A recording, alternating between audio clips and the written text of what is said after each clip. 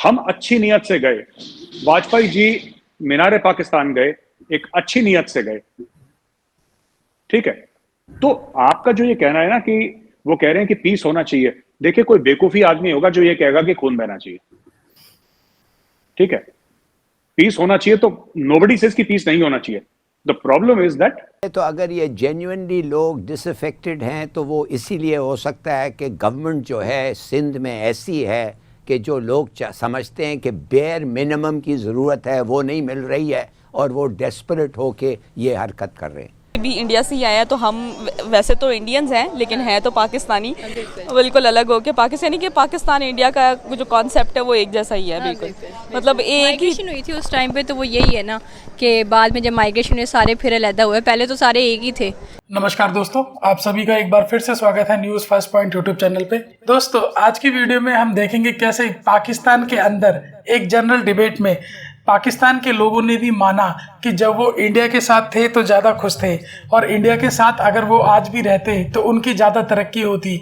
वहीं दूसरी तरफ हम इस वीडियो में ये भी देखेंगे कैसे मेजर गौरव आर्य ने बताया कि भारत की सरकार अटल बिहारी वाजपेयी और लाल कृष्ण आडवाणी खुद चल के पाकिस्तान गए थे रिश्ते बेहतर करने के लिए। बदले में हमें क्या मिला? हमारे यहाँ पे कारगिल का युद्ध छेड़ दिया गया जिसमें हमारे काफ़ी जवान मारे गए। तो चलिए दोस्तों चलते हैं आज की वीडियो की तरफ और देखते हैं पाकिस्तान मीडिया ने और क्या कहा। थैंक यू वेरी मच दोस्तों। हम अच्छी नीयत से गए। वाजपेयी जी मीनारे पाकिस्तान गए, एक अच्छी नीयत से गए, ठीक है। तो आपका जो ये कहना है ना कि वो कह रहे हैं कि पीस होना चाहिए, देखिए कोई बेवकूफी आदमी होगा जो ये कहेगा कि खून बहना चाहिए, ठीक है। पीस होना चाहिए तो नोबडी सेज कि पीस नहीं होना चाहिए। The problem is that this indication has to come from Pakistan and not through words, it has to come through action, क्योंकि बहुत जबरदस्त ट्रस्ट डेफिसिट है एटलीस्ट दिल्ली में। मैं नॉर्थ ब्लॉक की बात करूं, मैं साउथ ब्लॉक की बात करूं, आप हमारी डिफेंस मिनिस्ट्री को ले लीजिए, आप हमारे पीएमओ को ले लीजिए, आप हमारे मिनिस्ट्री ऑफ एक्सटर्नल अफेयर्स को ले लीजिए, तीन जो मेन लोग हैं नेशनल सिक्योरिटी अपरेटस के, ओवरऑल नेशनल पावर प्रोफाइल के जो तीन लोग हैं। And when I talk about prime minister's office, I am also talking about the national security adviser Doval sahab जो है, मैं सबकी बात कर रहा हूं। मुझे ऐसा लगता है, जो मैंने उनके बयान देखे हैं, जो मैंने उनकी टेलीविजन पे बॉडी लैंग्वेज रीड करी है, मुझे ऐसा लगता है कि जब तक कॉन्क्रीट एविडेंस जमीन पे नहीं देखेंगे, अभी कल राहुल भट्ट है एक कश्मीरी पंडित था, उसको इसलिए मार दिया क्योंकि हिंदू था। वो काम कर रहा था आम लोगों के लिए, वो ही वाज अ क्लर्क, वो क्लर्क था, वो कोई ऐसा अमीर आदमी भी नहीं था, उसके हाथ में हथियार भी नहीं था, वो कुछ भी नहीं था, वो तो एक काम कर रहा था और यंग था बिल्कुल एकदम, ही वाज वेरी यंग, उसको मार दिया। तो बात यह है ना कि फिर आप कहेंगे ये लोग, ये हथियार कहां से आ रहे हैं इनके पास? जैसे पाकिस्तान में बड़ा आसान है हथियार, ठीक है। इंडिया में आरजू जी मैं आपको बता रहा हूं, इतना मुश्किल है हथियार लाना, इतना मुश्किल है हथियार लेना कि अगर आपको लाइसेंस वेपन इंडिया में चाहिए ना तो नाक से खून निकल जाएगा, हथियार नहीं आएगा। और आपके यहाँ माशाल्लाह दर्रा आदम खेल है, पूरे के पूरे वर्ल्ड का बिगेस्ट आर्म्स मार्केट पाकिस्तान में।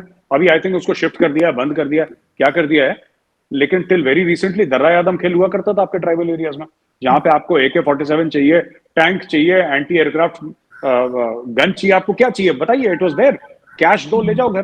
पर इंडिया में ऐसा नहीं है। तो इनके पास हथियार कहां से आ रहे हैं? AK-47 से मार रहे हैं, इनके पास ग्रेनेड्स कहां से आ रहे हैं, इनके पास रॉकेट लॉन्चर्स कहां से आ रहे हैं? तो ये सब ना, देखिए ये विश्वास जमीन पे होता है, सिर्फ बयान से नहीं होता, शब्दों से नहीं होता, उसको करके दिखाना पड़ेगा। जब कश्मीर में किलिंग स्टॉप हो जाएंगी, जब कश्मीर में लोग मरना बंद हो जाएंगे, टेररिस्ट वायलेंस खत्म हो जाएगा, इंडिया को क्या प्रॉब्लम है? इंडिया भी रीच आउट करेगा ना। तो अगर ये जेन्युइनली लोग डिसअफेक्टेड हैं तो वो इसीलिए हो सकता है कि गवर्नमेंट जो है सिंध में ऐसी है कि जो लोग समझते हैं कि बेयर मिनिमम की ज़रूरत है वो नहीं मिल रही है और वो डेस्परेट होके ये हरकत कर रहे हैं।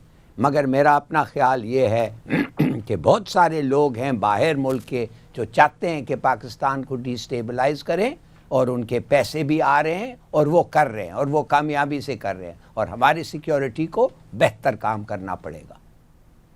ठीक है, लेकिन इमरान साहब आप समझते हैं कि चूंकि एक इस वक्त अनरेस्ट की सिचुएशन है तो इससे दुश्मन भी तो फायदा उठाने की कोशिश करता है ना? कि फोकस जब हिला हुआ है लोगों का, दुश्मन हमेशा ऐसे ही वक्त का तयन करता है कि जब उसे ये पता हो कि सियासी तौर पे भी हालात ठीक नहीं हैं और सियासी तौर पे मामला इस कदर बल्कि ख़राब हो चुके हैं कि यहाँ पे लोग एक दूसरे की जान के दुश्मन हुआ चाहते हैं। उसी तरह से फिर माशी हालात भी बेहतर नहीं है। तो इलाली साहब जो कह रहे थे, फिर आपका बैरूनी दुश्मन इन्हीं हालात से फ़ायदा उठाता है और वो आपकी अंदरूनी लोगों को इस्तेमाल करते हुए, किसी को पैसे का लालच दे के, किसी को कोई और लालच दे के, किसी को एक्सप्लॉइट करके हमेशा ये कोशिश करता है कि उसके ज़रिए से यहाँ कोई इस तरह के वाक़यात करवाए जा सके। तो जल्द ही मुल्क में स्टेबिलिटी आने चाहिए, फोकस होना चाहिए अवामी मसाइल पर, सिक्योरिटी सूरत हाल पर, ताकि जितनी भी अनरेस्ट है, चाहे वो मईशत की हो, चाहे वो सिक्योरिटी के हवाले से हो, उसका ख़त्म होना। तारक मेहता का उल्टा चश्मा, वो भी इंडिया का ड्रामा है। वो सारे इसलिए हम ये कहती हैं आप इंडियंस हो, तो मैं कहती हूँ नहीं इंडियंस नहीं है।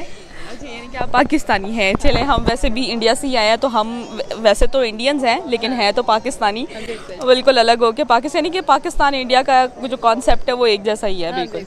मतलब एक माइग्रेशन हुई थी उस टाइम पे, तो वो यही है ना कि बाद में जब माइग्रेशन हुए सारे फिर अलहदा हुए। पहले तो सारे एक ही थे कि चलो जी सब लोग हम लोग एक ही, उन्हीं की बस हुकूमत कर रहे थे, वो हम पे हुकूमत कर रहे थे, जो अंग्रेज़ सारे थे, बाकी थे तो हम सारे उन्हीं के थे। बाद में फिर हमने अपना अलग-अलग किया, नहीं तुम्हारा वो नेशन है, तुम्हारा वो नेशन है, तुम्हारा वो नेशन है। अब सबकी कास्ट बन गई, रिलीजन बन गया। पहले तो सब कुछ भी नहीं था, लेकिन ये है कि सारा कुछ तो उधर से अडॉप्ट किया। हाँ बिल्कुल बिल्कुल, उधर से ही अडॉप्ट किया। अच्छा, सवाल ये है कि यूएस जो है वो इंडिया को 500 मिलियन जो है बिल्कुल फ्री में पैसे दे रहा है ताकि इंडिया जो है उनसे वेपन्स ले सके।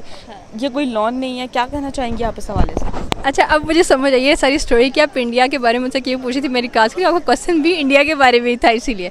अच्छा हाँ, ये है कि क्योंकि उसमें ये हो सकता है कि जो अमेरिका है वो अपने इंडिया को अपनी साइड पे करना चाहता है, इसीलिए उन पर इन्वेस्ट कर रहा है ताकि वो लोग जो हैं वो सिर्फ इनकी साइड पर हो जाएं और किसी की साइड वगैरह ना लें। और इस तरह इंडिया को भी फ़ायदा है इसमें कि अगर अमेरिका का फ़ायदा है तो वो भी अपना फ़ायदा देख रहे हैं कि भाई इस तरह हम लोग भी स्ट्रॉन्ग होंगे।